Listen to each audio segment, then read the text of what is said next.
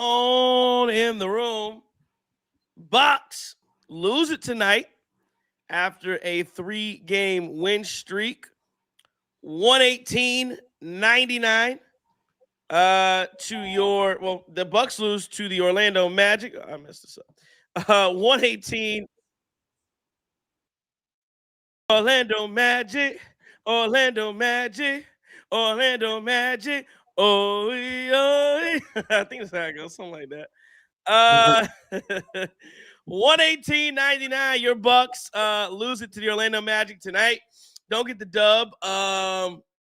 Doc, is our doctor, right? He gives us our medicine in our room. We are live. Creeps across the group. Justin. Hey, everybody's in the building this evening, day after the Super Bowl. I'm a little under the weather. I know Justin's under the weather, but we're here bringing you a little Cream City crossover action. 118-99. Get at us in the chat. Get at us on the YouTube. Get at us on the Twitter at TCIIIYEEE. We'll talk about it. The Bucks lose it tonight. 118-99. Come on in the room. There we go. All right, now we're ready. All right, here we go. Yeah, James, you're here. Hit that like button before you sit your ass down. Bucks lose it. Let's do a game recap on the evening. Kevin Porter Jr., 28 points, 4 rebounds, 7 assists, 1 steal tonight. 10 of 19, 1 of 5 from 3. Still hasn't got that 3-point shot. His 3-point shot is kind of fallen off a cliff over the last basically since the New Year started. But KPJ was basically the only thing that kept the Bucks alive tonight for long stretches of the game. He was good. Miles Turner, 13, 6, and 3 tonight. He had 5 blocks on the evening. Kuzma was pathetic. And he goes Liger. I'm not going. KPJ minus 21. Like, did you watch again? Are you watching basketball? Or are you just watching stats and looking at stats and plus minus? And because that doesn't make any sense to come in with that comment, Liger. That's absolute stupidity. But anyway, Kuzma was bad tonight. 3 points, 5 rebounds. He just didn't have it. He started the game fouling everybody. And then he just never picked it up. AJ Green shot the ball well, 15 and 6 tonight for AJ. 4 of 8 from the field, 4 of 8 from 3. Ryan, that's again, it's like if you're looking at Ryan Rollins tonight, he was a minus 11. He was pathetic. He was a minus 11 and was horrible tonight. 14 points, 6 rebounds, 3 assists, 2 steals, 6 of 16 from the field, 2 of 6 from 3, and 6 turnovers. So if you tell him, like, he dribbled a lot, well, Ryan Rollins dribbled less and had 6 turnovers. So tell me how that works when you have 6 turnovers to 3 assists. Again, this was probably one of the worst nights I've seen Ryan Rollins play. And again, it just goes to that whole thing of, hey, he's a young basketball player. There's no reason people in my mentions every night calling this man a superstar. Like, just slow down. The expectations are unrealistic. 14 and 6, 3 assists, 2 steals, 6 turnovers tonight. He wasn't good. And don't get me started on getting beat backdoor. I mean, he got beat backdoor at least 3 or 4 times. Now he was atrocious on both ends tonight. That was probably one of the worst games I've seen Rollins play at this year. Jericho, and that's like, you can't say also, because one of those guys was not bad.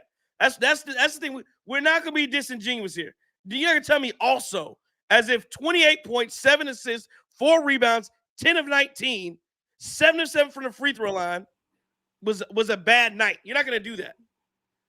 Jericho Sims, 5 points, 6 rebounds tonight. Bobby Portis was pathetic. I mean, Bobby Portis was terrible. 10 points, and I think they all came in the first half. Played 16 minutes. 10 points, 0 rebounds, 0 assists. He didn't do anything but shoot the ball. He was 4-6, 2 for 2 from 3. But, I mean, you have to give a better effort, and he didn't do it. Garrett Harris ran around, didn't do much. Cam Thomas, again, his debut for the Bucks, pedestrian. But that's to be expected. He hadn't been with the team at any point in time. Jang was out there. I thought he did some things. Only played 5 minutes. But at the end of the day, I say this in the first half. I thought the first half the Bucks competed and Orlando missed threes. But here's the thing: if you're banking on a team missing threes all night, you're going to be in a rough spot. Look at the summary in the first half. I think the Bucks were they up in the first, or I believe they were up or by one or a couple points, whatever it was. And in the third and fourth quarters, Orlando outscored the Bucks 36-20 in the third, and they outscored them 31-25 in the fourth. The Bucks scored 45 points in the second half. Orlando scored 36 in the third alone. So that third quarter, I believe Orlando was 6 of 11 from three. They just flipped the game on their head in the third. Orlando took 11 more shots, 88 shots to 77. You lose the math game. Orlando out-rebounded us 44-37. And then again, you look at the turnovers, 19-11. And that's how you end up losing a basketball game that you were in. Let's say you weren't in control of, but a game that was going back and forth. It was a fun game for the first half. But you turn the ball over. You don't rebound the basketball. And in the second half, Orlando found their three-point shot. Orlando finished 14 of 42 from three. Bucks were 12 of 33. So you lost a three-point shot. You lost a three-point battle. You lost the rebounding battle. You lost the turnover battle. You got outshot from volume and percentage about the same. That was a losing recipe tonight for your Milwaukee Bucks. And again, lastly, I'll say before I turn it over to you, JT, we talk about it all the time. This team, especially without Giannis in the lineup, this team's going to be hard-pressed to win if both of Kevin Porter Jr. and Ryan Reynolds not playing well. And tonight, only one of them played well. And nobody else picked. You got 15. I mean, again, I don't remember when Pete Nance started scoring, but I mean, realistically, from your guys who played more than 10 minutes on the bench, more than 15 minutes on the bench, you got 15 points from Sims and Bobby Portis. Wasn't enough. Bucks losing tonight, 118-99. That's what I saw this year. You know, we started out this game, and that first quarter was rough. But I saw KPJ doing what he could to keep this thing competitive. I know he hit the three, buzzer beater three there in that first quarter. I felt a little bit inspired. Like, okay, 22-27, maybe we'll get something going.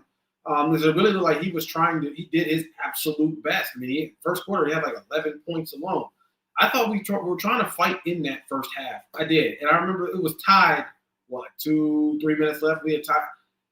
We just didn't have the juice tonight. And I mean, especially on a night where Banchero was terrible.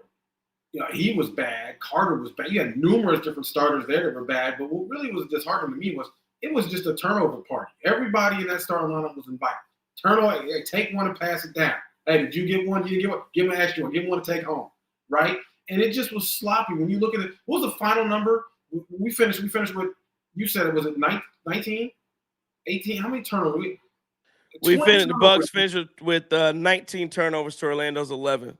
I mean, 19 you're not going to win. And in that, in a combination with shots up, I thought you said Bobby Portis, man, that first half again, Bobby Portis, his scoring efficiency was crazy. He had like 10 points in 9 minutes in that first half. And then it was just like, I don't know I don't know. We look uninspired. Good to see Cam Thomas out there tonight. Again, new signing. We signed him, he's been on this team less than 24 hours. And, we played 8 minutes tonight. I played a handful of minutes tonight. But it'll be interesting to see how he ends up in that lineup or what his move is in that, or, whose minutes he eats into in that lineup, how they roll him out there. Came in the second quarter. But it's just disappointing because it felt like we just let go of the rope and we stopped competing in that second half. That's all we had. I don't know if we got flu. I don't know if boys are sick or not. But, very uninspiring performance. And hopefully we can get something back on Wednesday.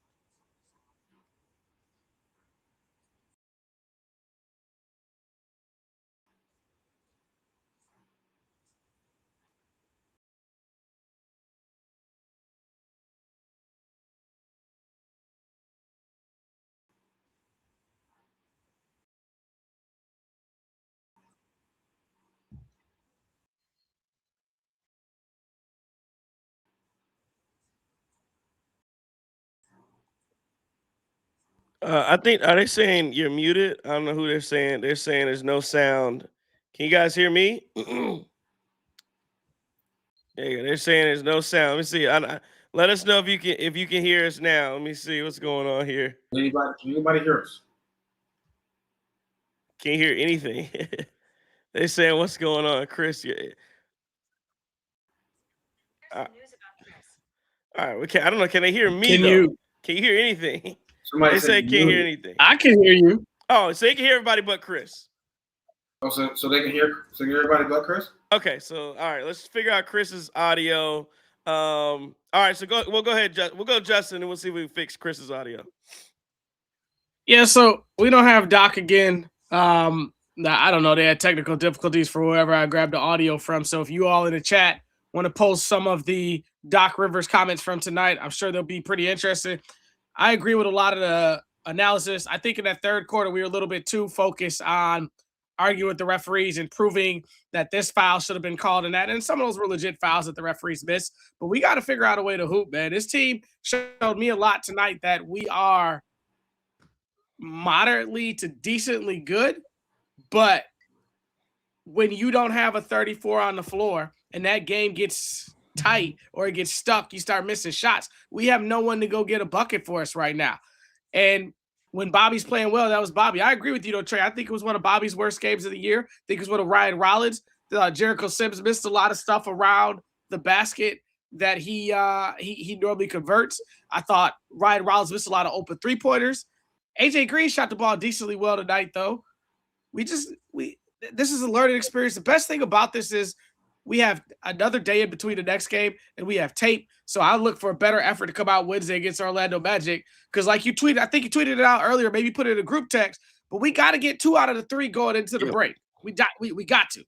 If we want to get into this play-in and start this downhill effect, so when Superman comes back on the court, we can really take off. But that's what I saw, man. A lot of frustration. Ben Carroll just got off. I think tonight he didn't show me. Suggs was terrible. Only guy that was really going crazy was Anthony Black tonight. He had a ball game tonight. A lot of dunks, a lot of athleticisms. I see why Chase Richardson is in a dunk contest and a 3-point shooting contest. Good God Almighty. Yeah, that's why it would have been nice to get this one tonight, because you see, all right, Atlanta lost tonight. I mean, look, everybody from 8th on down lost tonight. Chicago's lost 5 in a row. They're going the opposite direction. Atlanta's lost 2 in a row. Miami lost. Charlotte lost to the Detroit Pistons. Big fight out there. And this would have been nice to get it. If you get a win tonight, you'd have been a game out of 11th. You'd have been 2 games out of 10th with Charlotte. You'd have been 2.5 games out of 9th fighting with Atlanta. So this would have been nice to get. But to your point, yeah, that was what I was looking for. It's 2 out of 3. You can't win them all. You weren't gonna. I mean, was it realistic? Were you gonna get 6 in a row going into the break? Probably not. But yeah, you get an opportunity to go. You get Orlando again on Wednesday night, and I'll tell you this. You talk about Franz Wagner, who did the interview. I think Chris was saying, or whatever he was talking about. A lot of chirping. Him and Mo. I don't like either. Ever since Giannis had to headbutt him in the bubble, I've never liked Mo Wagner. And he's an irritant. He's an irritator. And again, those guys in Orlando, they've never done it. They're really not good enough for I'm just saying, for the amount that they talk, for the stuff that they do, for the way that they act. You have not won nothing. And as a matter of fact, this was supposed to be Orlando's year. They supposed to be gunning for it this year. This is the year you're supposed to be gunning for it, and you're 2 games out of the play-in right now. Excuse me. You're 2 games out of you're not even in 6th seed. And this is supposed to be Orlando's year. They going for something. So again, you've never done anything of importance. So for Franz Wagner and Mo Wagner, y'all do a lot of yapping and there's not enough results there. There's not enough results. You mentioned it, JT, that your boy Paolo Banchero. And I'm a Paolo Banchero fan. Like I legitimately like Paolo Banchero. I don't see this. He's fallen off a cliff this year. Like as far as impact, he's not. He's not. And I know I didn't go through and do what I forgot was to go through Orlando's. Bane had 25. Banchero had 11 and 9. That's pedestrian for a #1 overall pick. What year was that? 3 years ago? 4 years ago? How long ago has Banchero been in the league? I got you. I'll look it up. What year was this? This is 3 years ago? That was an ugly 11 and 9. 11, yeah, that ain't it, dog. 3 of 10 from the field, 2 of 4 from 3. That ain't it. Wendell Carter Jr., 4 points, 8. What y'all say? His girl played better than him? Yeah. Anthony Black was really good tonight, 26 and 5. Jalen Suggs, talk about doing the little things, all of the things, 17, 10, and 3. He does all the little things. 5 steals tonight. He does all the little things. And Mo and Franz, I think they play well. Franz had to come back from 9 games of injury, but 14 points from both of those guys. I'm not saying they didn't play well. I'm just saying you haven't done enough to talk the way that you talk. And you're not going to do anything of importance this year.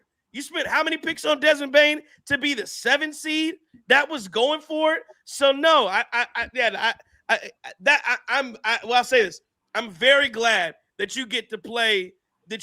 We get to play Orlando again on Wednesday night, because I want Ryan again. That's what I just want everybody to understand too. Is there's a difference in the people who pull.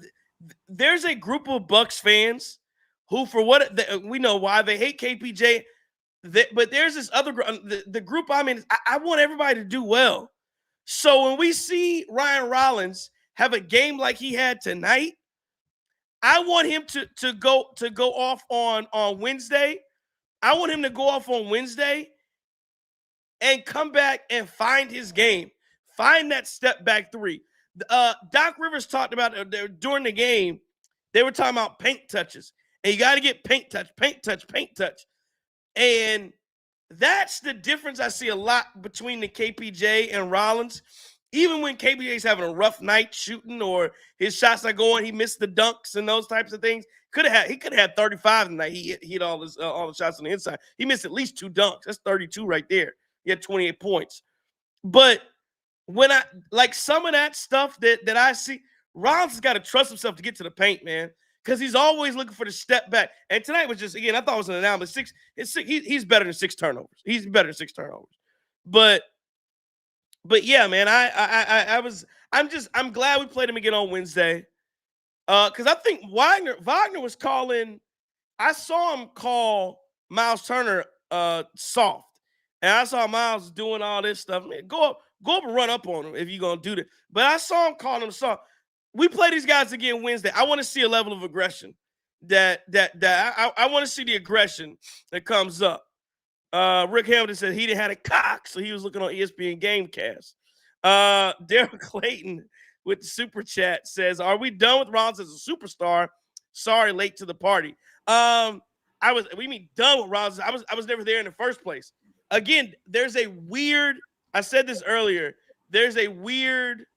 I don't want to call him weird. There's a section of the Bucks fan base, and again, there's nothing wrong with being excited about Rollins. He's a good young player.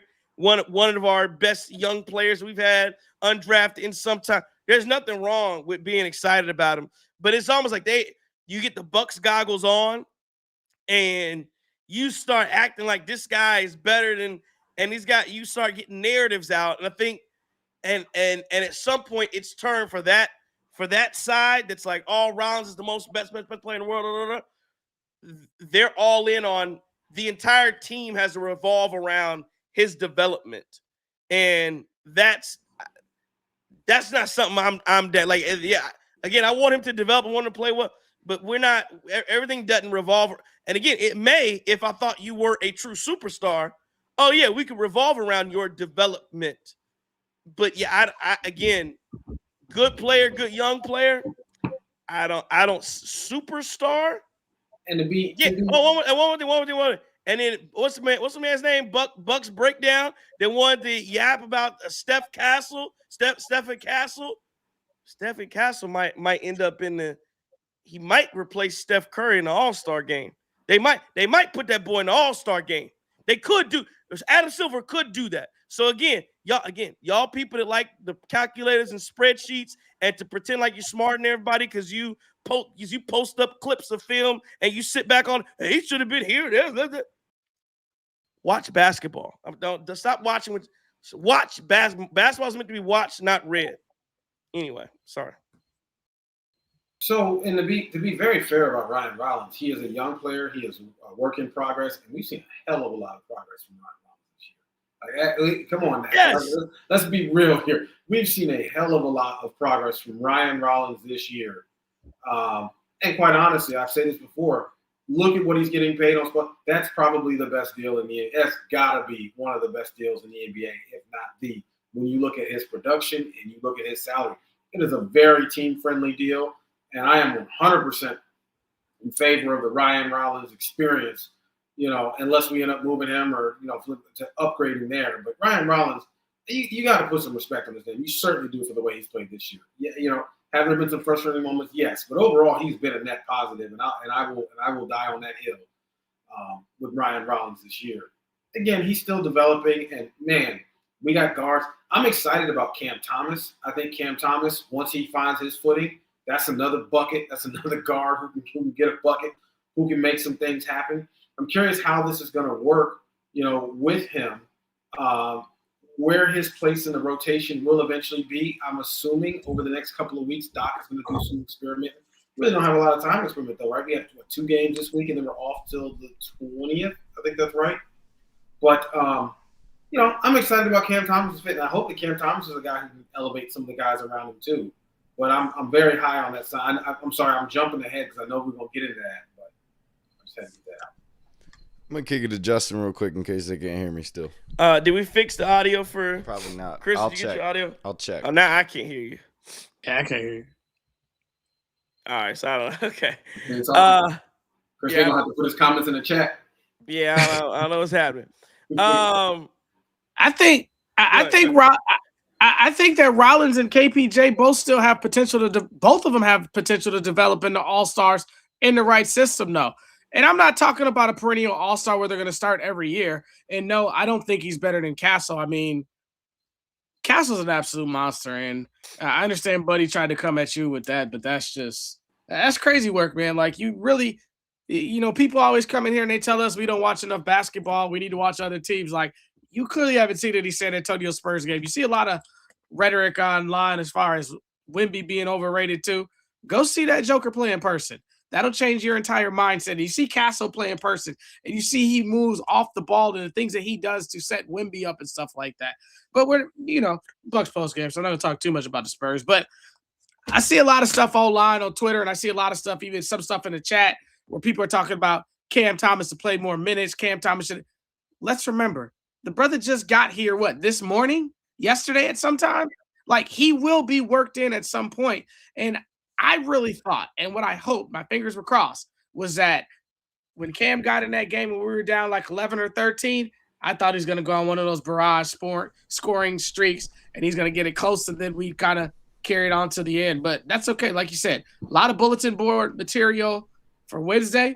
You got to come out with the aggression, but we don't want the BS aggression. We don't want the ticky-tack after the ball stuff. We want you to play good, tough defense, and if they're going to let Suggs play like that, you play like that too, KPJ. You play like that too, Rollins, and you hoop, and let's shut them down, man. We can beat these dudes. They're not that good.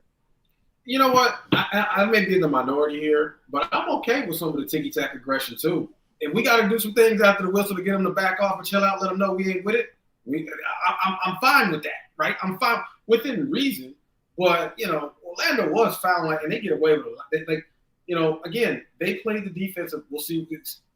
Do whatever you want to the ref call. The ref don't call it, keep doing it, right? See what we can get away with. That's the defense they're playing. OKC does that too. They definitely play that. See what we can get away with defense. They don't call it, keep doing it. So, I mean, I'm all right with a little bit of ticky, but a little bit of nonsense, right? Somebody tell them I'm with it, right? I'm with you. Got to let them know you with it for a little bit. NYC Randy with the super chat. He says 6-22. I think for the Bucks versus 500 teams, Rollins defenders are the worst. Bucks breakdown really tried to convince me Rollins is a better player than Ja and Tyler Hero. Still not a fan of Giannis playing. Don't see it ending well. Again, the news came out today that Giannis will look to return sometime shortly after the All-Star break. NYC, yeah, no, I think I'm not going to say they're the worst. Again, I think they're grasping at something that's not there. That I think when you want something so desperately to be true, and that's all. And again, but here's the thing, my boy Danny Levy said all the time, your lips to God's ears. I hope that Ryan Rollins turns into a superstar. I hope so, because it's only good for the Bucks. You know how we talk about it, Justin. I hope Bobby Portis turns around and turns into a 25-a-night guy. I hope we talk about Miles Turner. I hope Miles Turner turns into the strongest ox down low. And you can't ball gun go in his hands and they gets pushing it back a little bit, and then somebody swipe down take. I hope can't nobody ever take a basketball from Miles Turner. Right? I hope AJ Green hits every three he's ever taken in his life from now to the end of eternity. I hope Garrett Harris go out and give me 20. That's what I hope for every single. That's the difference between me and some of these other people is they hope people on the team do worse for their own narratives versus, and I don't. So again, when you say he's a superstar, I hope so. I'd love it. I would absolutely love it. I don't see it. I don't see superstar. I see good young player who may turn into a piece. Maybe he could be your third best player on a really, really good team. That's what I could see. But he's not there yet, and I definitely don't see superstar. But that's me. That's me. I know some people talked about, the people in the chat were talking about Cam Thomas and the minutes. And like you said, the dude just got here. He don't even know nothing that we got going. I just want to be realistic. You're not coming into a situation and you've been here, you've had a cup of coffee and did a shoot around this morning and think you about to come in and run all set to play 30 minutes. That's not how it goes. With the team yet. Like you haven't, it ain't no way he's practiced with the squad yet. Well, and then can you guys hear me now? I can hear you, but I don't know if let us know if you guys can hear Chris. I think they can. But okay. I mean, he damn near did he even fly with the team? He took a Southwest flight. I mean, because no, seriously, he got signed. If they come in town the night before and he got signed, like there's no way. Did he fly with the team? Yeah, I don't know. Probably. No, he did. He did media. He did media with them. I believe it was back in Milwaukee. But here's my real quick thought in case they can't hear me. You look at what they were rolling out, those bench lineups. I have a hard time believing he can't help this squad. I think was that the only comment? Yep, that's it. In case they couldn't hear. They can hear you. They can hear you. They can't hear you. Go ahead. They can hear you. No, it's just like you look at those bench lineups, those second units, and a lot of times we were seeing KPJ out there, and a lot of people are, clowning him for dribbling too much. Well, there's not a lot of activity. One big thing I saw from Cam Thomas today, even in the limited minutes and limited action, was the action off the ball, right? Like he would have the ball in his hands, he might hand it off, but he's running, trying to get around another screen. He's not just standing around the perimeter like a lot of our guys do on that bench unit. So I'm going to be happy to see him get more minutes and allow them to create more shots for him. Look, I think there was a baseline out of bounds play for him. He got caught a little bit too far on the baseline, so he was trying to decipher whether to how to even shoot. Like, it was a tough shot for him. But those are some of the things that can happen with a microwave scorer like that. You can draw up plays, and he can work off the ball and then get the ball off of a screen and hopefully create a little bit. So I'm excited just to see, with more volume, with more minutes, how he can do. So are we officially closing the book on the Gary Trent? This thing is, because that's his minutes. What happened with? Was he out tonight? He didn't. He coach's decision. Oh yeah, I don't understand now, because I thought he started to play better. That one I didn't get. But I mean, if Cam Thomas is going to play 25 minutes a night, let's call it that. And again, we don't know what his minutes. They got to come from somewhere. So whose minutes are he eating into? Well, yeah. Well, again, Gary Harris played 15 minutes tonight. Oh, that's okay. Trent was out. Well, I see DNP. Oh, was he an injury designation? I don't know. I don't see an injury designation for him, so I'm not understanding. Yeah, I'm not understanding why he didn't play. I wonder if there's something else to that, because that didn't make sense for me. But again, you can't say Cam. He played 13 minutes. Again, if that's, I don't know why Gary couldn't play. Gary Harris, I'm looking across, 0 points, 0 rebounds, 0 assists, 0 steals. He had 1 block. I don't know where that came from. 0 of 2 from the field, 0 of 2 from 3, -7. He did nothing. Gary Trent had started to play a little bit better over the last 4 or 5 games. So no, I definitely would rather play Gary. Again, if he's not doing nothing, then cool, take him out. But Gary Harris is ass. I mean, Gary Harris is ass. I mean, he's, like I said, at best he's a net neutral to where nothing can happen on the floor, and you just almost don't notice him out there. But Gary Trent Jr. hit some shots. I don't know. I'd rather have him out there if he's productive. If he's missing shots, you take him out.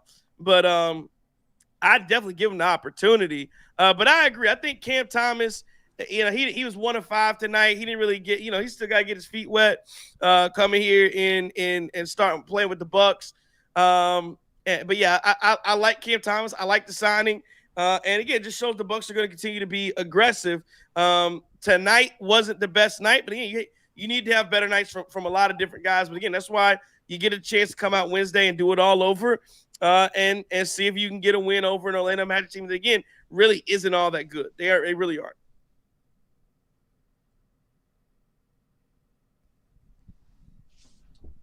All right. I got some Doc stuff. Sorry. Okay, what you got?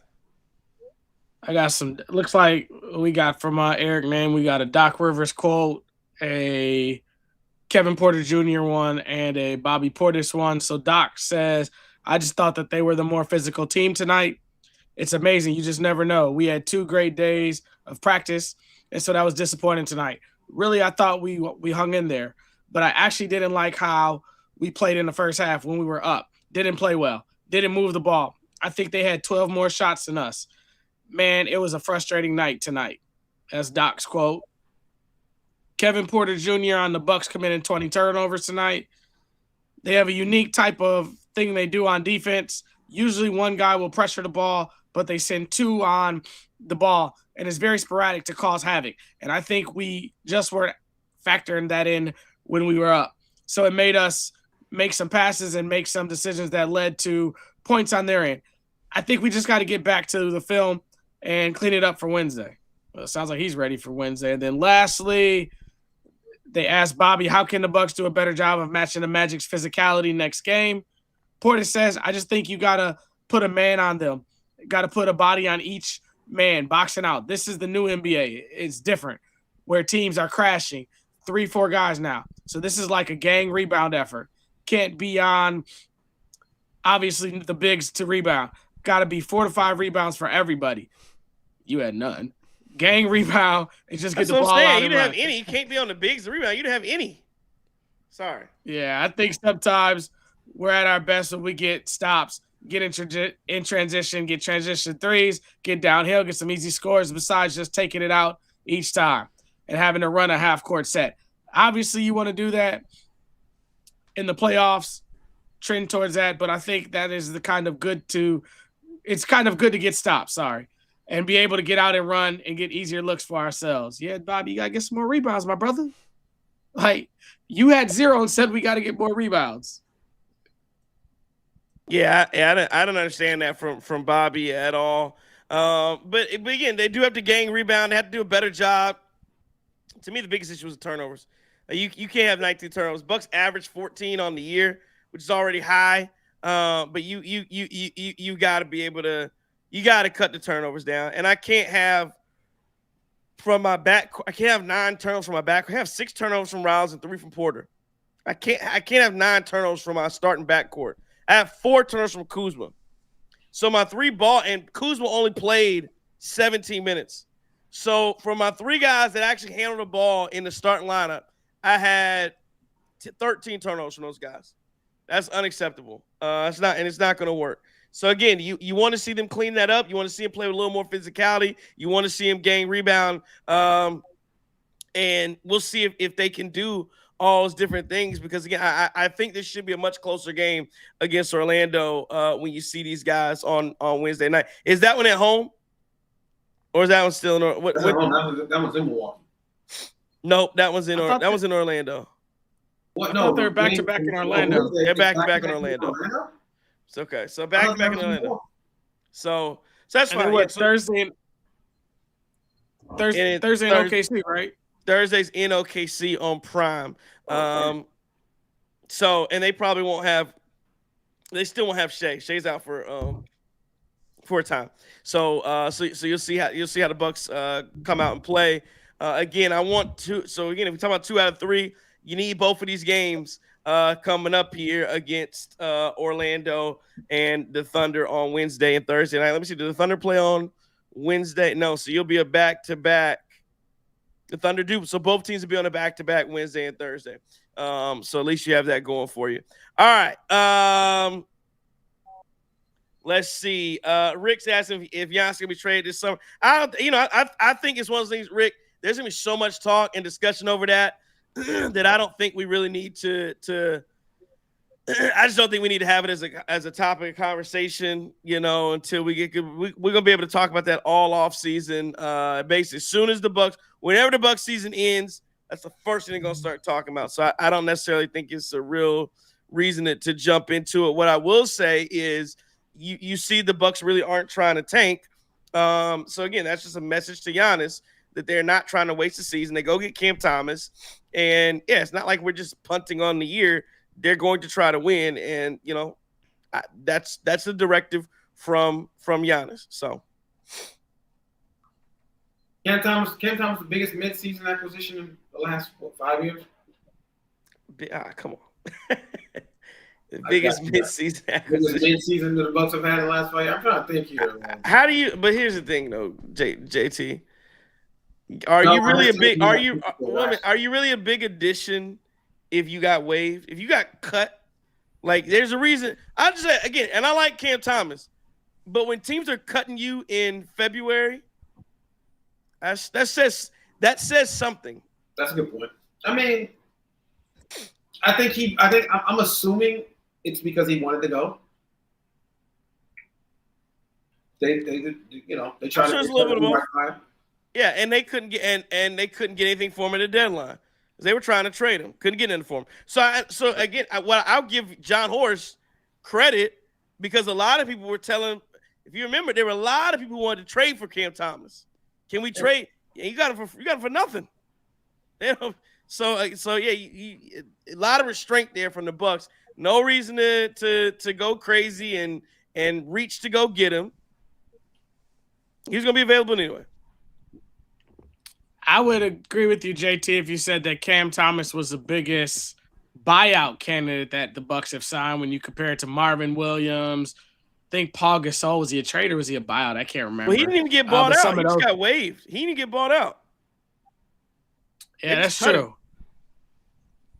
That's tough, too, for Brooklyn to cut a 24-year-old kid that's averaging 20 points a game. I mean, those guys just don't fall on the tree. So hopefully he'll get into a new system, a player's coach now, and that'll really help him, and he could grow it like Kevin Porter Jr. did. And we're talking about this guy 3 years down the line. You're talking about Rollins, Thomas, and KPJ going to the NBA Finals with Giannis and whoever else wants to come with him.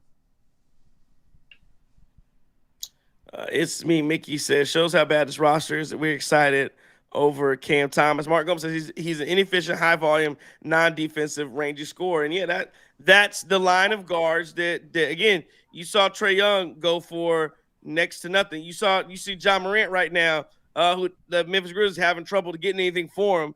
He's not on that level of player. And so, yeah, Cam Thomas, like the small – how tall is Cam Thomas? I think 6'4". Somewhere to 6'3", 6'4". Yeah, the 6'3", the 6'2", 6'3" scoring guard that doesn't really do anything else, especially on high volume. That's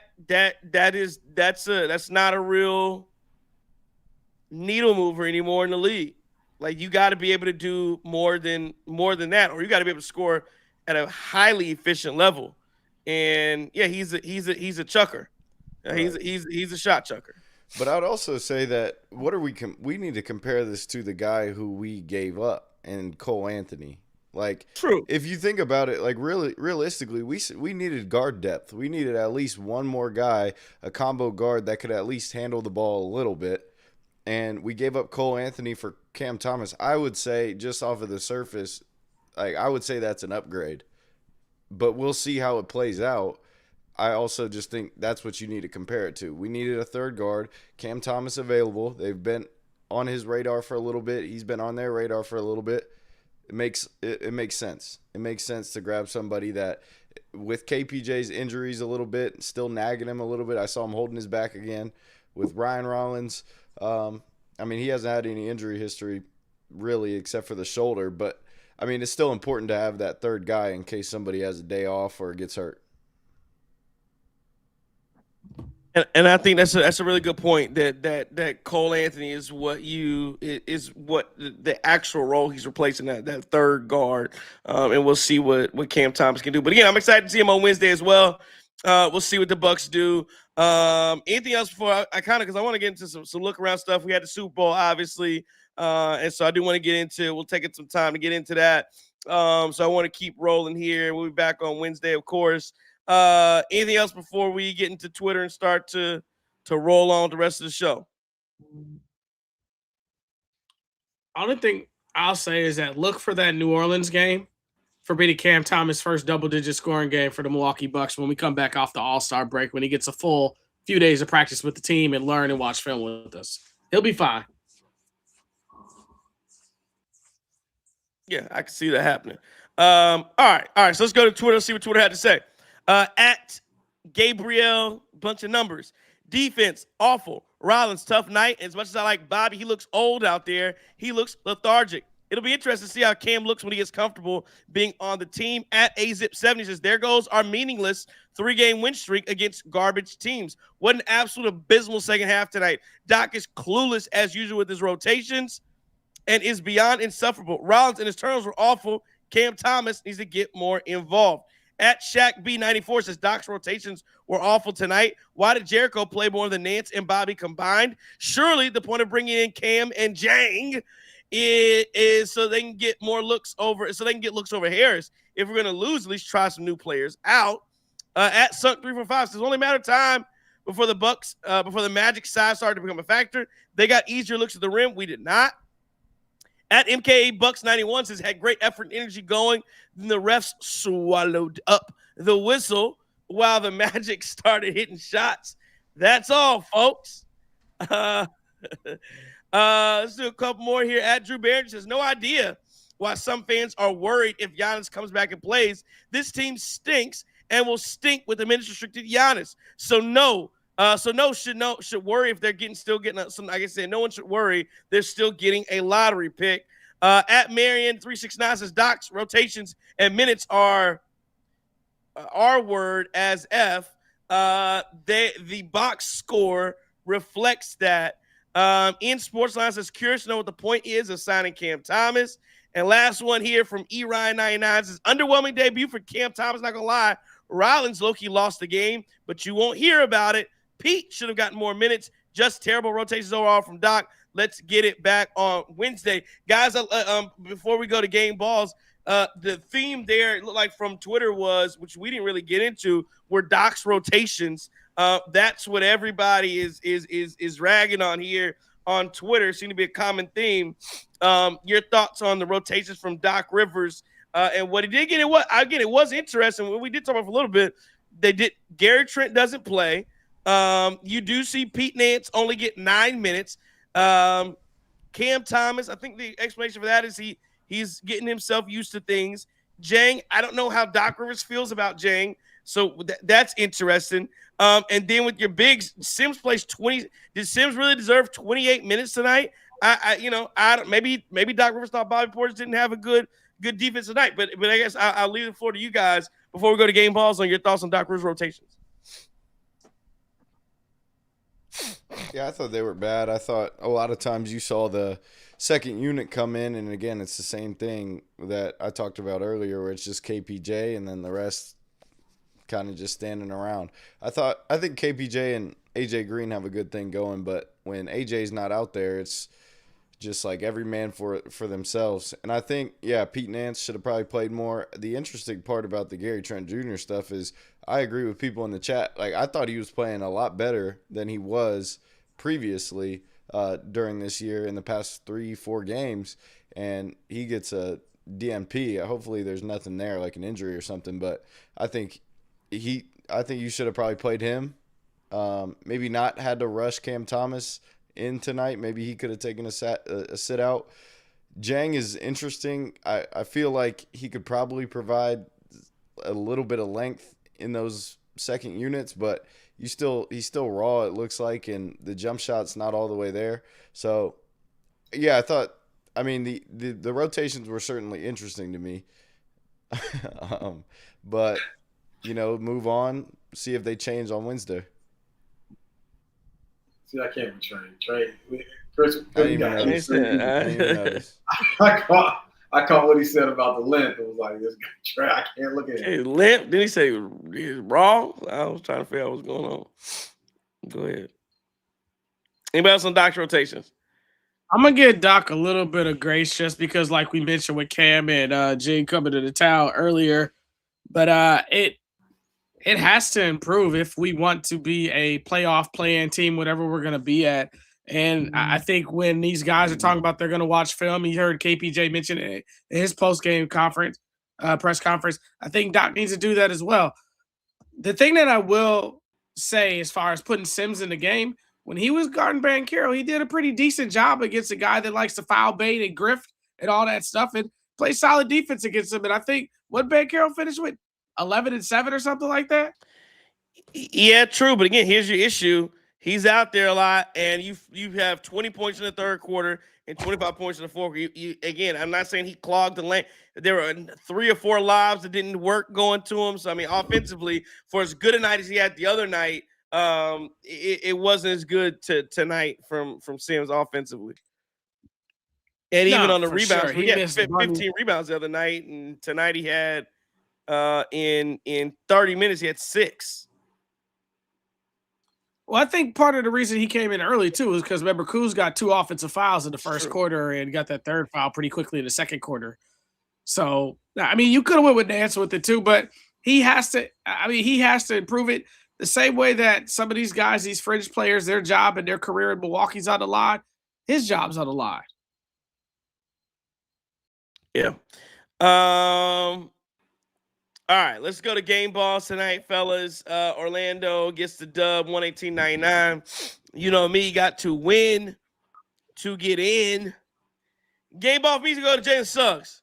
Jalen Suggs is game ball, 7 points, 10 assists, 3 rebounds, 5 steals, 1 block, 3 of 7 from the field, 1 of 3 from 3. He was a +9 tonight. I just thought he did all of the little things that provide the win. Jalen Suggs gets my game. He did a lot of fouling too, but they ain't called, so it's all right. Jalen Suggs gets my game ball, a.k.a. What's going on up top, big dog? A.k.a. Hey, that headband is wide, trying to cover up whatever that is on the top bit. A.k.a. Barbara can't do nothing. We got a hole in your head. Hey, that roof was getting light. I saw they kept zooming in on it. I said, man, you know what, though? I got to give him credit. Because he didn't use no spray, no nothing. No spray. He went ahead and just straight up raw dogged it. I don't even know if he brushed the top. Just, hey, kept it a buck. And Jalen Suggs, brother, they kept showing that man, and I kept seeing the lights reflecting on top of him. Why y'all doing this, man? Why y'all keep doing this man like that? Lower that camera a little bit. Come on now. Leave Jalen Suggs alone. Not doing that man like that. He might need to take that flight to Turkey. You remember? Or just shake the ball. The airport. Go see your mans. Aaron Jordan. Big dog. Aaron Jordan's in Chicago. He ain't got to make that trip to Turkey. There you go. I'm gonna get my game ball. I hate giving it to somebody on the other team. If I did, though, it would be Anthony Black. I thought he made every play possible that needed to be made and just a ton of athleticism. But he's starting to become a 3-level scorer, which I think is pretty important. But can't give it to Anthony Black. Thought he had a great ball game, but I'm going to go KPJ. He was the only one that showed up to hoop tonight. Just did everything that we needed tonight to stay in the game for as long as we did. And I think without KPJ, this is a 30 or 40 point beatdown. So KPJ, AKA, y'all gonna learn to love me. AKA, I'm gonna still get buckets to come hoop for y'all, even though y'all hate on me. AKA, future Buck All-Star. I got no game ball tonight. I ain't got no game ball either. All right. JT, Chris, taking a game ball, going home with it. Let's see. Let's look around the NBA tonight.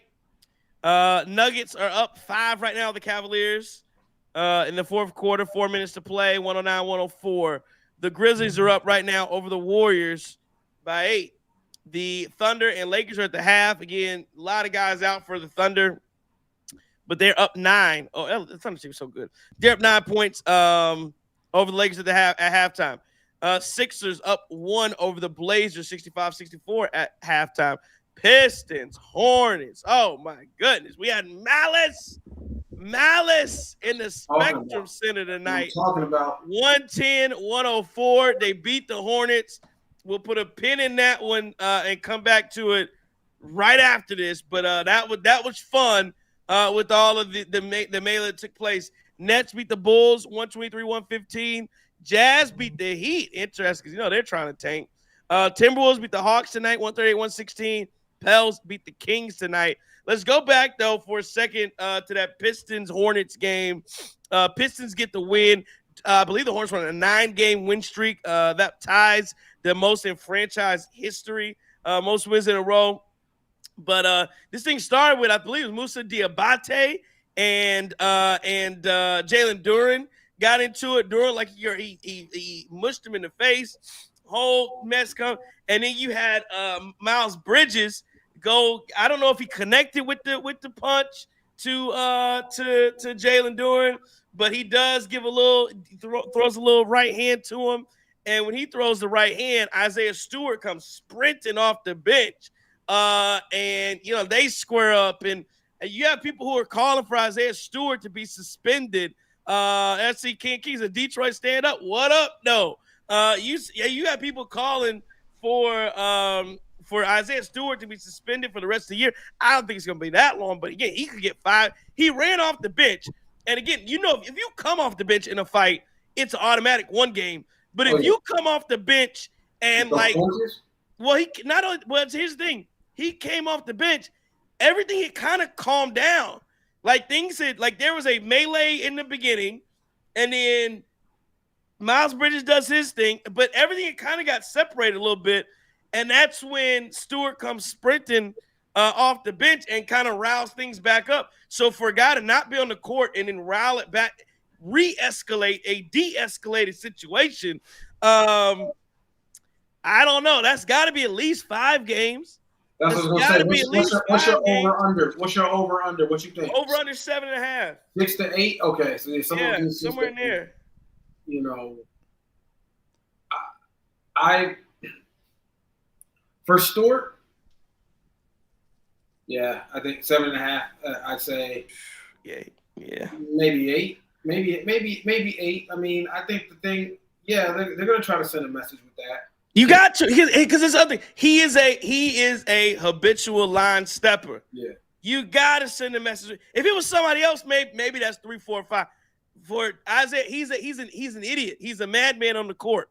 He's running like you remember Draymond Green talking about, I black out. He does that mess. You got to send a message to him. You got to take some money away from him.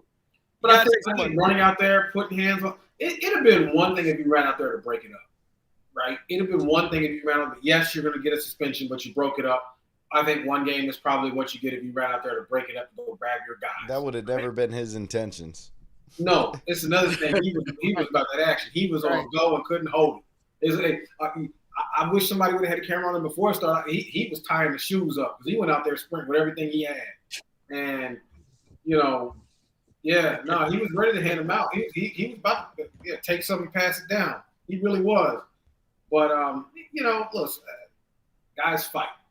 Funny thing is, if you go back, you see Duncan Robinson.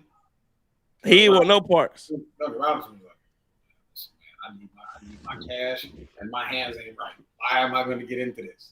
But at least, you know what though? Self-awareness is important. You know you're not about that action. Why am I getting in the mix? And he's out there, but he looked very uninterested. But I'm not gonna knock him for that. Yeah, I think this just helps the league.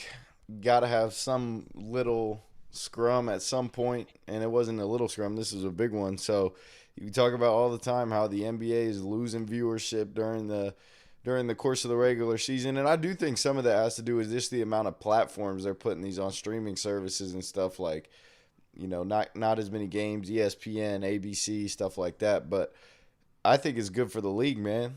Start fighting. We need that. We need more of that in the league. And I think, he should probably get suspended for a long time, probably over 7.5 games by a lot. But to go to the extreme, like 20 games, rest of the season, nah, I don't think that needs to happen. But he does need to learn a lesson because this is what, 3-4 times now at some point. So what's his max? You think 10? I think max is more. I think probably max like 15 max. Yeah, to me. I don't think they do 15. I think that's a lot of games. I think he's getting 15. I think Durant's gonna get like 5, and Bridges will probably get 7. Because remember, Bridges pushed Durant. Bridges gonna get some. When he went over on the other side, he threw a punch at Durant. And then that's when Isaiah Stewart ran up after he threw that punch at Durant. So I think it's going to be hefty, but I think that Stewart's just going to be a victim of what his previous transgressions were. Is it fair? I don't know. Like, one thing that I do agree with Chris, even though it sounds crazy to say they should be fighting, but look at Twitter. Look at the talk shows. Everybody is talking about this now. So you got a big jolt of energy right before the All-Star game. I say the NBA should bank off of it. And at some point, maybe we just put Isaiah Stewart in a boxing match and let him fight these dudes. I don't know, though. Miles Bridges was throwing a lot of punches to be held back. Like, I don't know if Isaiah Stewart really want to bite off some of that. That's a pause. Hey, you forgot one, and I hate to do this to you, JT, but the Arizona Wildcats are no longer undefeated. They lost to the Kansas Jayhawks today, 82-78, in a tough, hard-fought basketball game. But hats off to your alma mater, JT. They playing a hell of a basketball this year, and I think the best basketball might be in front of them. They are the best basketball team in America. This February schedule is going to be rough. I think we may have said it a couple weeks ago. The February schedule was looking ugly for this Wildcats team. We knew it. Tommy Lloyd even came out and said, lost, we lose, no big deal. Kind of hope we lose because of the pressure and everything else. Pressure and reset. Arizona Wildcats going to get in that tournament, and they go into that Final Four. They're going to wreck shop. They 100% going to wreck shop. Speaking of which, it's a weird situation with Darren Peterson. What is the deal with him in Kansas? I don't know. He was trying to get to the league, no injuries. That's exactly what it is. That's exactly, and they know it. And the question is, did his agent ever communicate that to the I wouldn't think so. Probably not. They wouldn't admit it if he did. But I mean, when's the last time he played? No, he's been on and off. Yeah, it's been a bit on and off, strange situation. But I agree with you, Chris. Trying to get to lead, no injuries. Maybe come tournament time, I'll make myself available so I can make a little more money.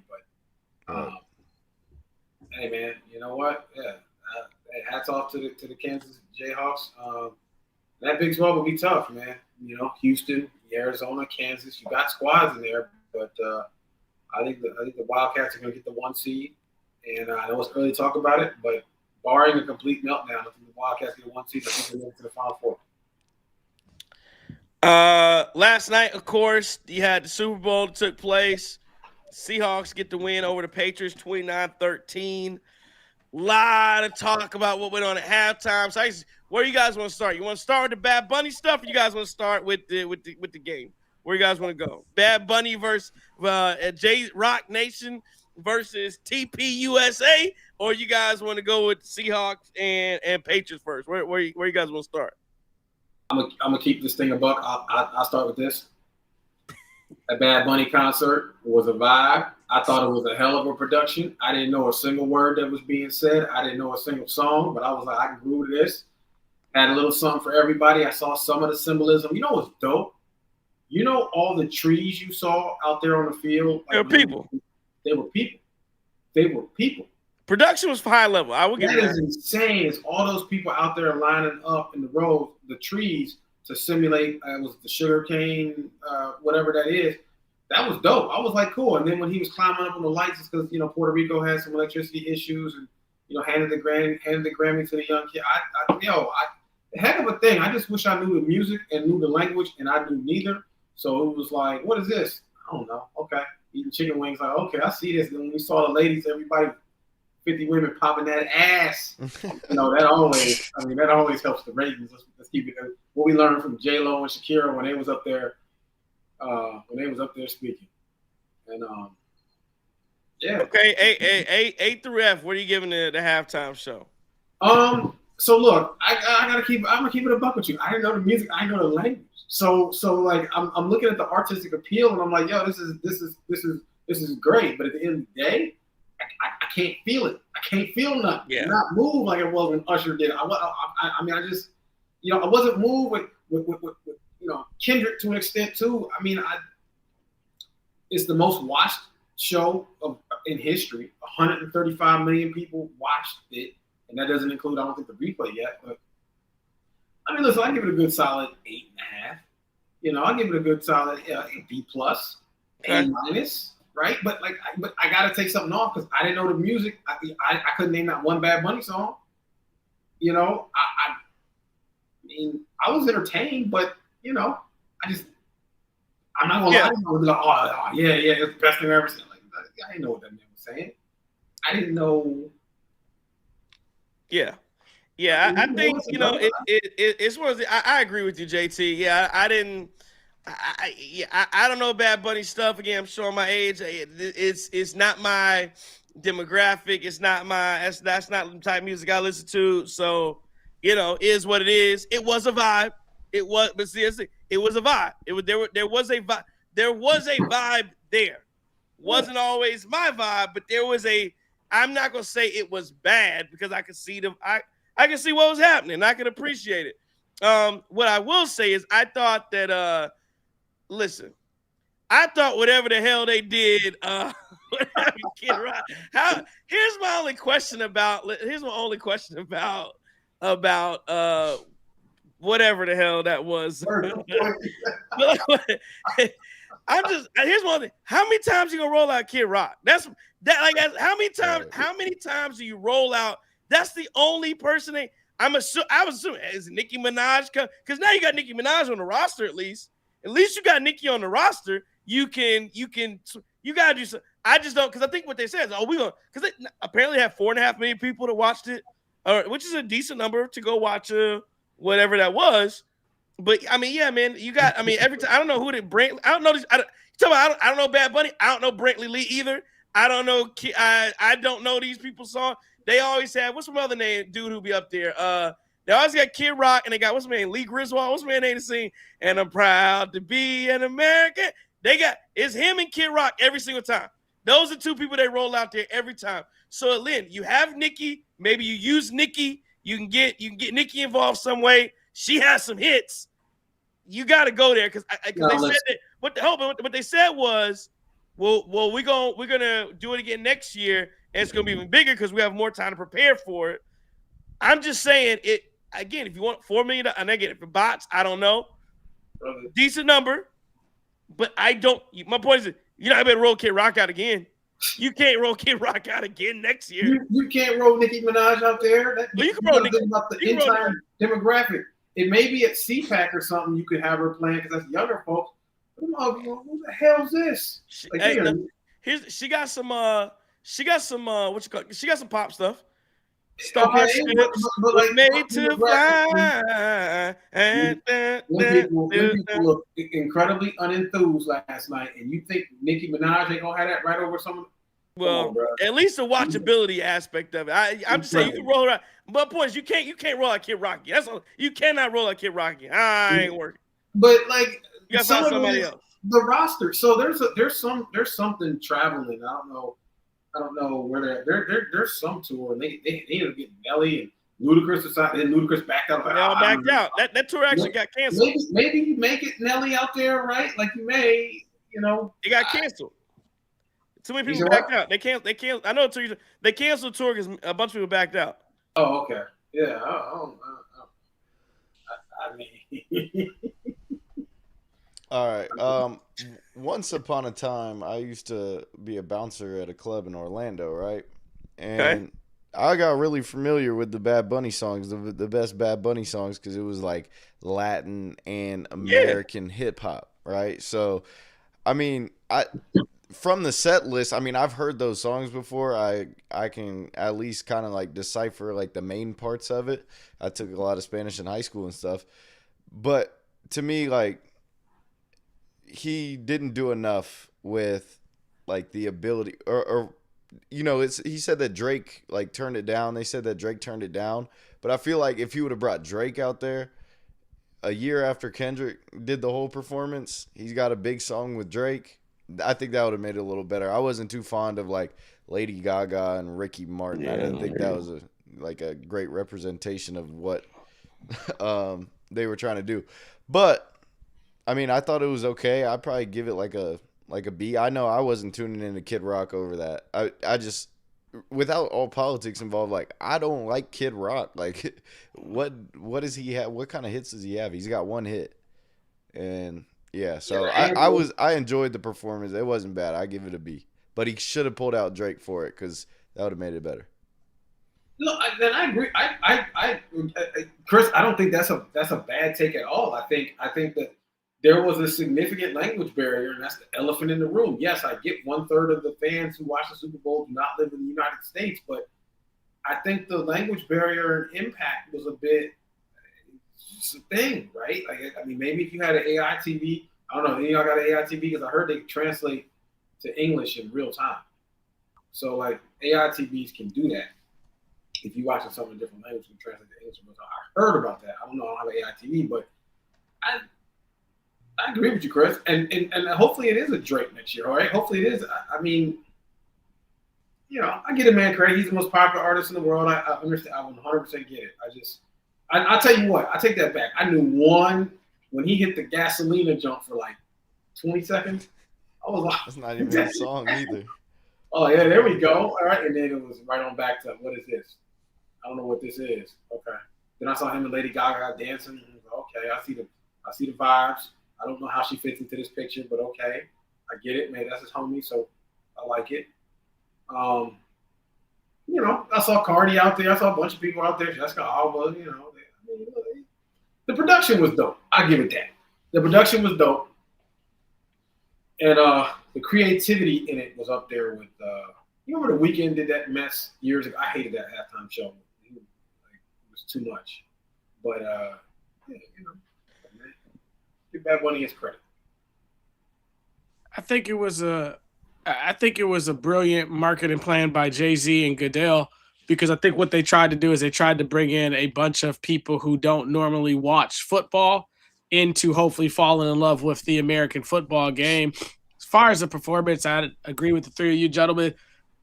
I didn't know the words, but it was dope. It was different.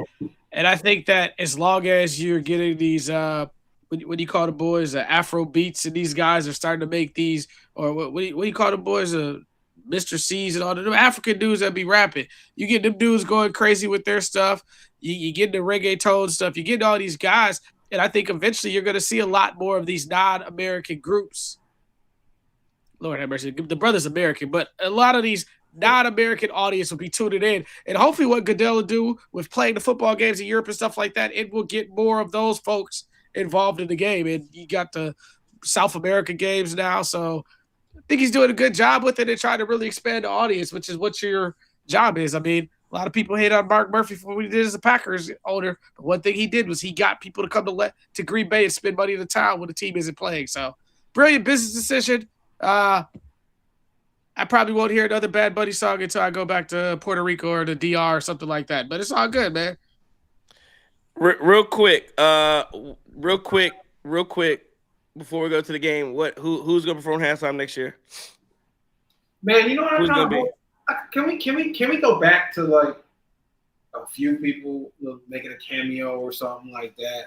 Can we go back to I know Usher did it a little bit. Rihanna just was up there by herself the whole time. But I'm hoping the next time the Super Bowl, can we go back to bringing people out, right? Like when Dre and Snoop they brought out. I think that's it's too much going on when there's 8 people. I don't want to see 15 people out there. I want to see you go out there and kill. I don't want to see a medley of old Not school. a medley, but at least a handful of. And I guess he brought out Lady Gaga. He brought out, but the issue with like the industry now is if you're grabbing like current artists, like I feel like it's very oversaturated. Like the artist pool of who's really killing the game. Like who's really killing the game right now? It's your usual suspects, Taylor Swift, Drake. But outside of that, it's not great. Like because of social media and stuff, and everybody's got one hit. Everybody got that one TikTok song. So I don't know. James Moore says he wants to see Chris Brown. It'll never happen. It'll never happen. Never strong. I don't know about that. It'll never happen. Christopher Reese Brown is not performing at the halftime. Justin Bieber. There you go. You want okay? You go. I would love Justin Bieber. That'd be dope. I like Justin Bieber to be out there. I think he might let up. I say Chris Brown will never happen for 2 reasons. One, because of the whole Rihanna being Jay-Z's artist and this and that. And there was, I don't see that. I don't see that happening. I'm not sure there's really a relationship there. And 2, I wonder if Roger Goodell would veto that one. Having said that, heck of a performer, talented entertainer. People talk about, is he a better dancer than Michael Jackson? I don't know about that, but I'll say he's a much better athlete. I think that's undisputable. That's indisputable. He's a better athlete than Mike, so he can do different things. Athlete? Yeah, he's a better athlete. That's 100% true.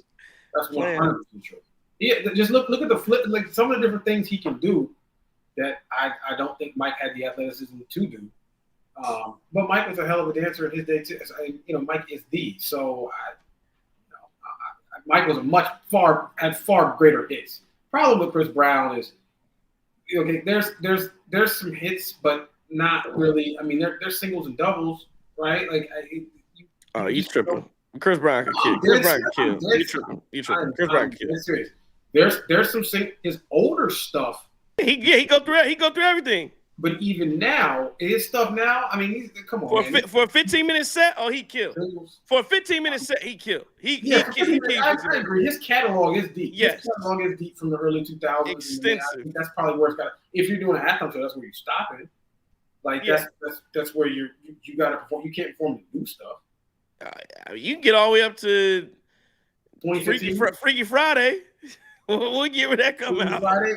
Loyal. What's that? 2014. I don't know. You got hit. I'll tell you. No, I go mine. I'll tell you who, and this probably won't happen either. But I'll tell you the guy, and he just made an apology. So hold on. I'll tell you a guy who would kill, and you guys already know who would. Would nobody change the channel? Would nobody change the channel in a minute? Hit Kanye West. Whoo. Would nobody turn the channel if you throw Kanye out there at the halftime show? That would never would kill. So and the players might even go in halftime. I'm telling you. 2 years was it 2 years ago when Kanye West and Drake did that versus and Kanye bossed Drake and everybody just like, yeah. Oh yeah. When they did they didn't do a verse. They did a Larry Hoover concert. Oh, that's what it was. Yeah. Okay. No, Kanye. Right. I think it's gonna go a little bit safer. I think in LA, you're probably going to see Taylor. I mean, I'm sure that what does she gain from it? I don't know if she gains a lot. For me, whether it's Bieber, whether it's Taylor Swift or Bad Bunny, whoever was on the stage, I wouldn't know none of their songs at all. What I'm waiting for is Atlanta though, because I want to see the king of Atlanta come out there and do that one, man. And I ain't talking about T.I. I want to see Future. Absolutely not. If anybody comes from Atlanta and doing it, if anybody's gonna do this thing from Atlanta, I'm going Outkast all day, every day. I'm going Outkast all day, every day. If anybody's gonna come and do this thing from Atlanta, on the but why? I guess my question: why do they always do this thing where like you gotta have somebody first? they go to the same 7 cities every time. I don't understand why it's like you gotta have somebody from that city who does. Because ain't nobody coming to. They're not gonna put it in Kansas City. They're gonna put it in. They rotate the same cities there. So it's like LA. I don't need an LA artist. We just did an LA thing. They coming right back. They right back in LA. Like they up there at the Bay. I don't need E40.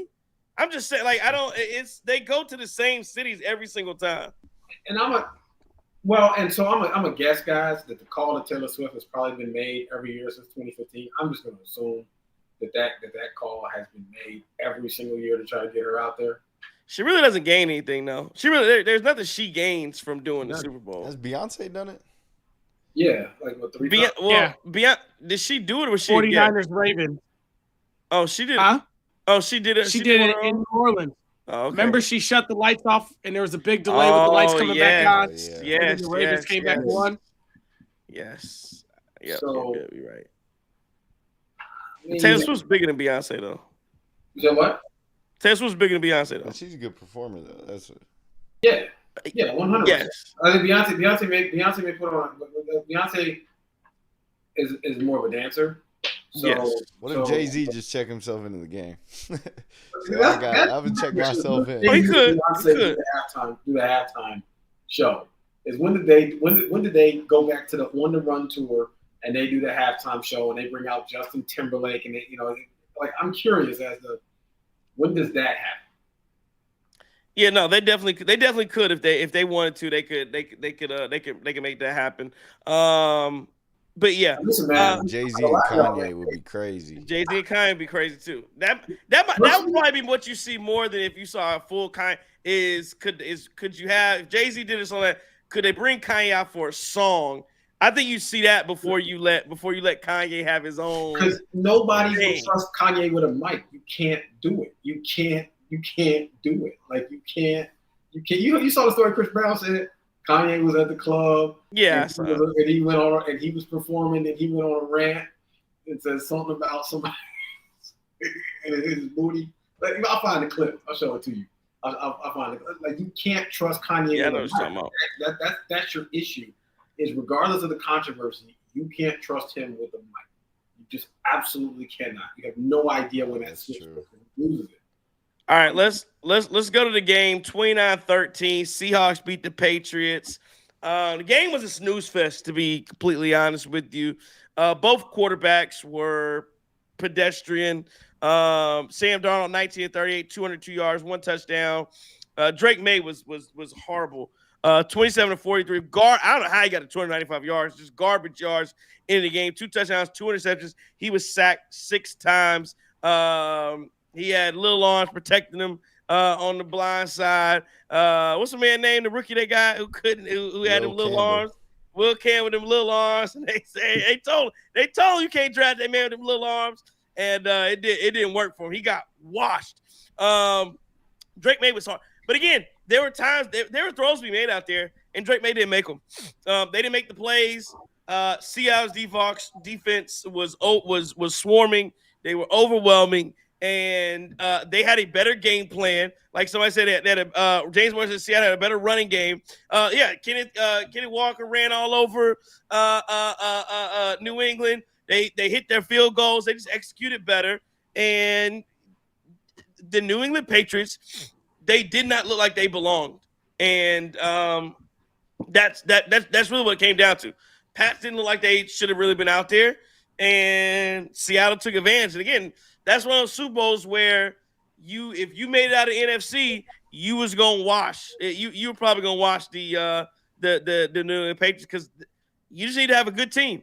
Drake May. Let's be honest about Drake May. Drake May's playoff run, pathetic. That was one of the worst playoff runs from a quarterback that made it to the Super Bowl. That's got to be in quite some time. He was pathetic. They said he fumbled. I mean, he fumbled like 7 times in the playoffs alone. Yep.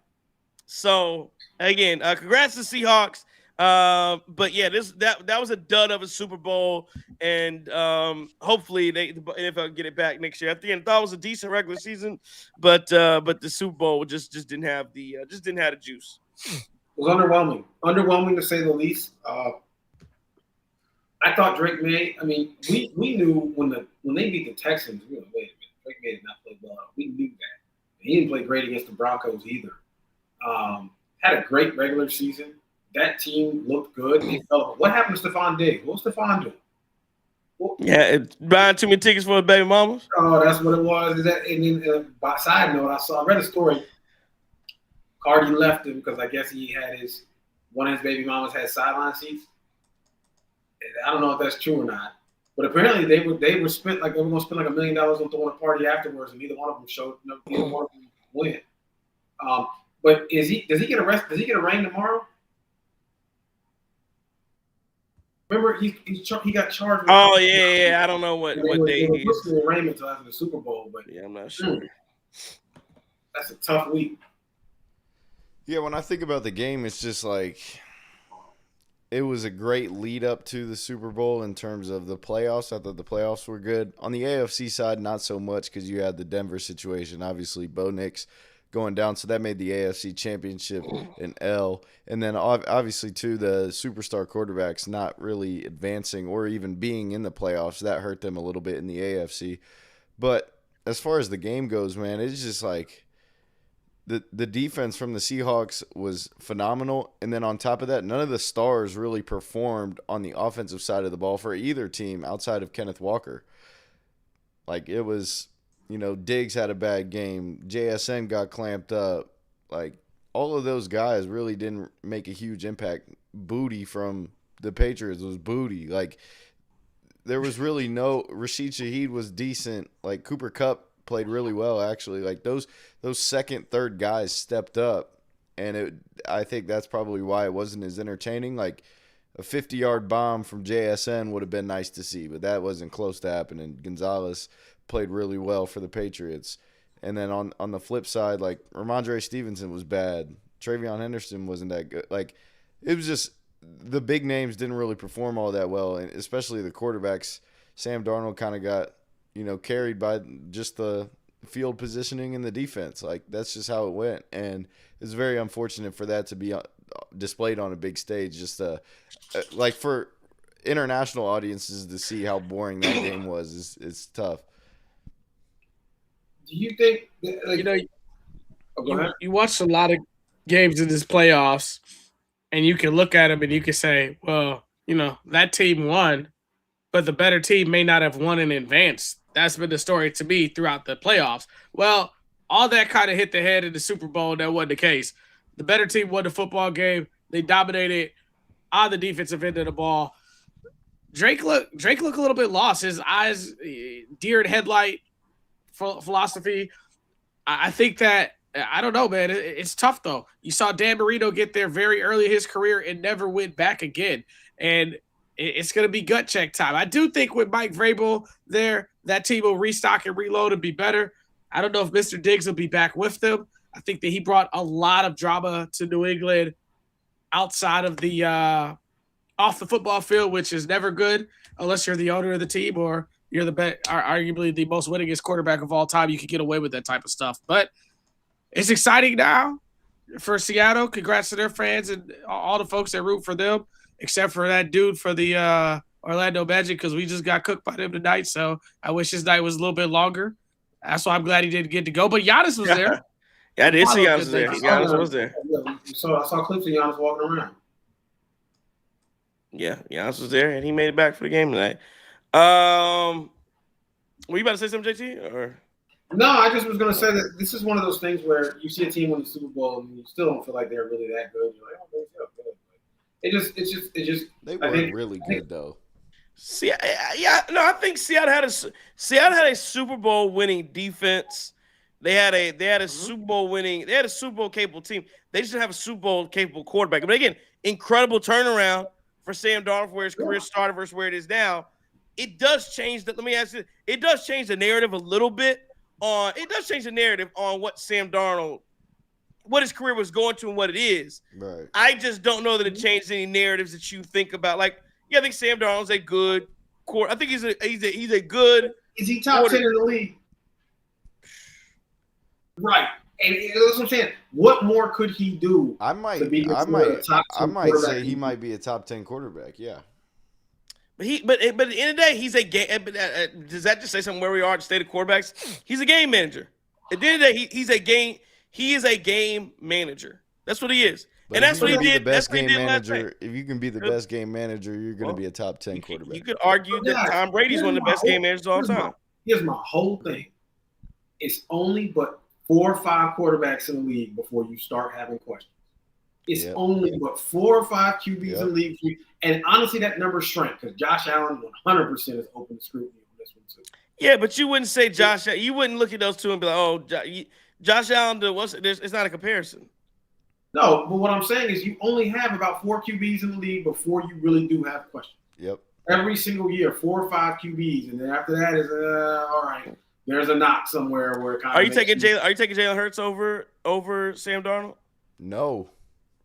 What? Because Jalen Hurts. I'm not taking Jared Goff.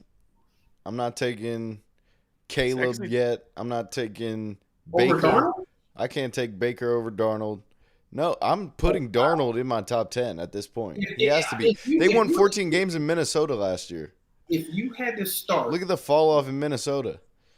But if you had to start a franchise tomorrow, and you had every quarterback, or not every quarterback, you had Caleb, you had Drake May, you had Jalen Hurts, you had Brock Purdy, you had Dak Prescott, you had all these guys, Jared Goff. But that incorporates age into it, right?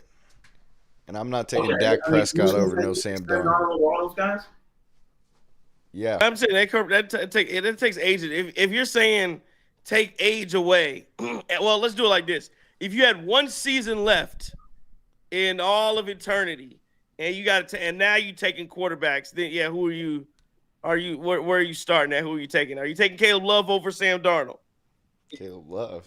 Come on, man. On the Trailblazers?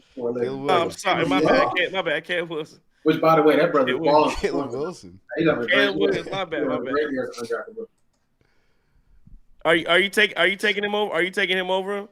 Over who? Caleb Williams? I have 1 season left. Are you taking? That's what I was thinking about. Jordan Love. Are you taking Jordan Love? Because Derek Clay said taking Love. Are you taking? That's what I was thinking about. Jordan Love. You taking Jordan Love over? Now Darnold still has the same. He does have an interception problem, but if he tones it down like he did, I'm going to take Darnold. Taking Jordan Love. Jordan's better quarterback than Sam Darnold. I don't know. Decision making gets a little shaky with Jordan Love. If you telling me I got a top-notch defense that's going, if you tell me I got everything around it, but if you telling me the team has a lot of good defenses, if you telling me the team is not going to, if you telling me that I'm gonna need my quarterback to make plays to win the game, if you tell me my quarterback got to, right though, because like I'm taking JSN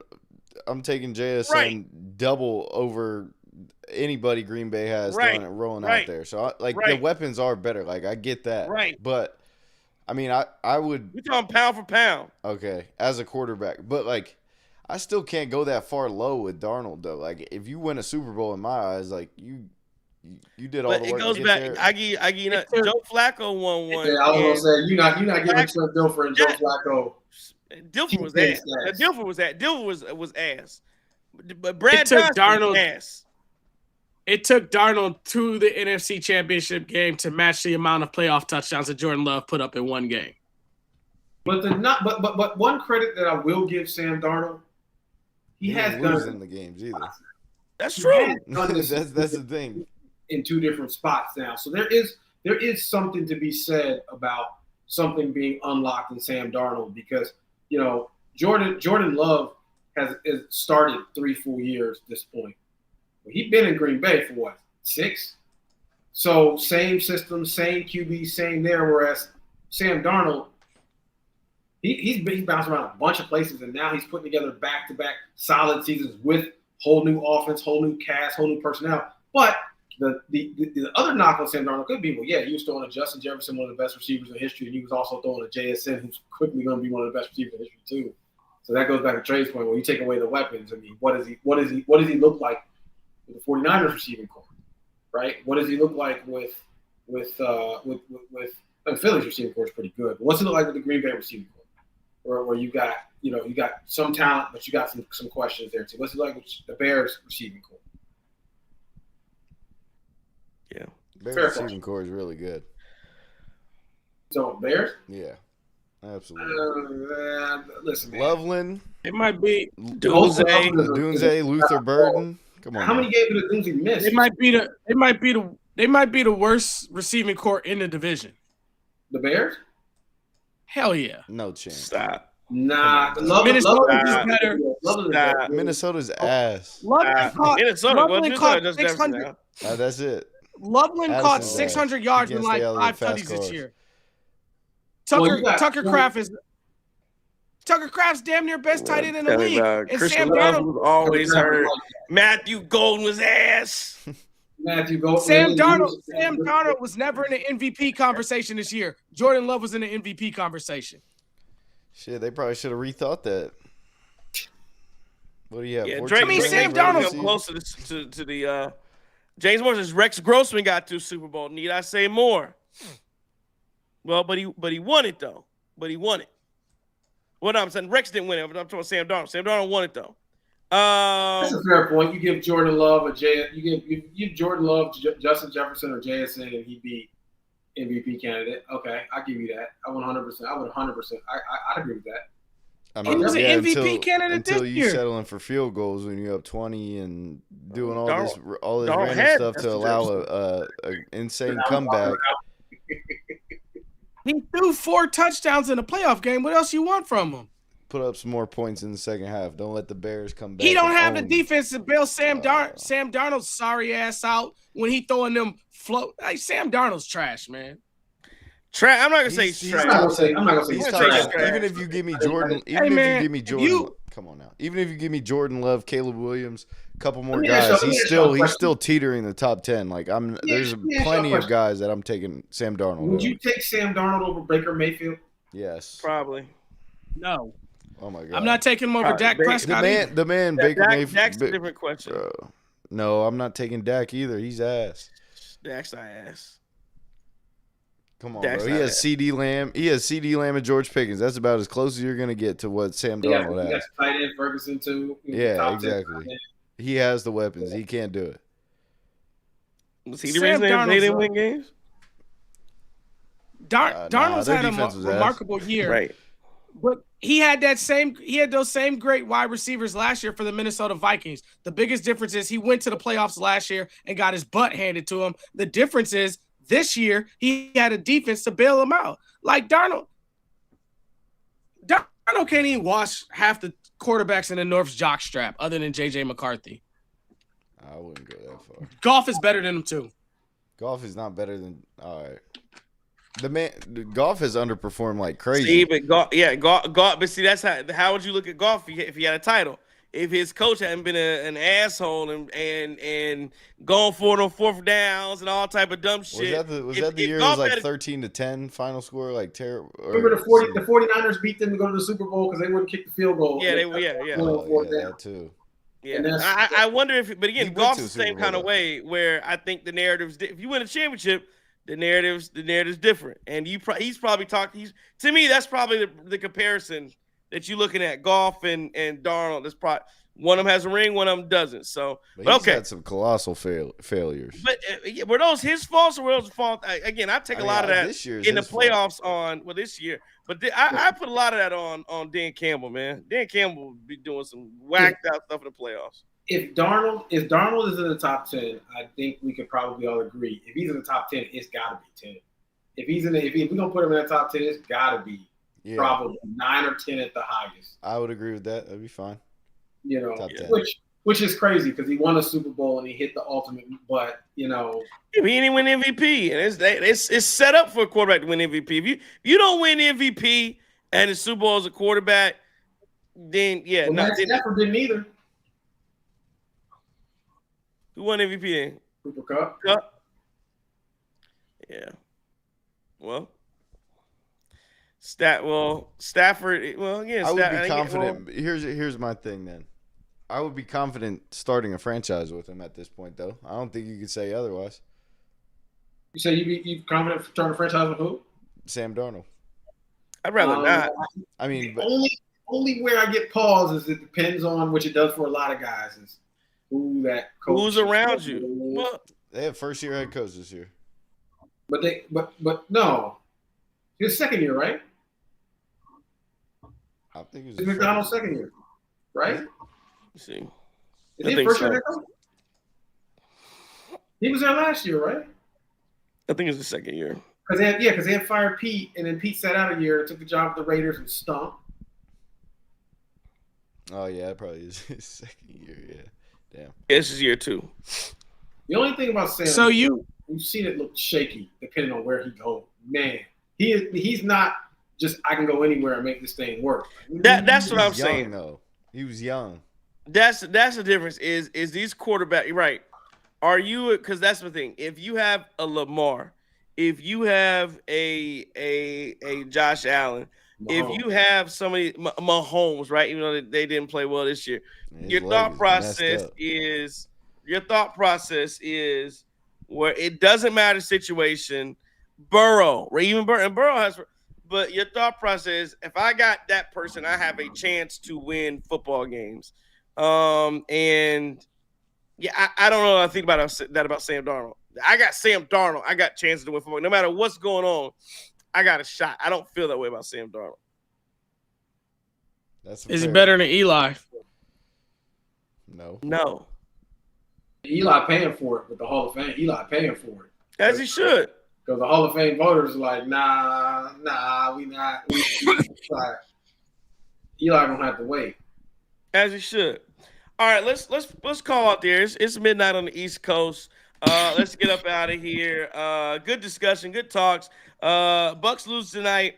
119. What was the score? 118-99. Bucks lose it to the Orlando Magic. Aren't able to get the dub. There's no strays. I wonder if he's you got to be a Patriots fan out there. Is he a Patriots fan? So you should be in mourning out there in Boston. 118-99. Orlando beats the Milwaukee Bucks, does what they do. Bucks get them again on Wednesday night. Got to get a dub. Then, of course, you're back on Thursday night against the Oklahoma City Thunder, who are still playing right now against the LA Lakers. It's a good game on Prime if you're interested. We appreciate everybody. Could have been anywhere in the world, but you are here with us. You could, and we appreciate that. Want to thank you guys. Thank you for the super chats. Thank you to people who watch us on Twitter. If you watch this on YouTube, we appreciate it 100%. Man. Good stuff tonight. The Bucks aren't able to get the dub. Make sure that you tell a friend about the Cream City Cross. It is the best small best social show in all the land.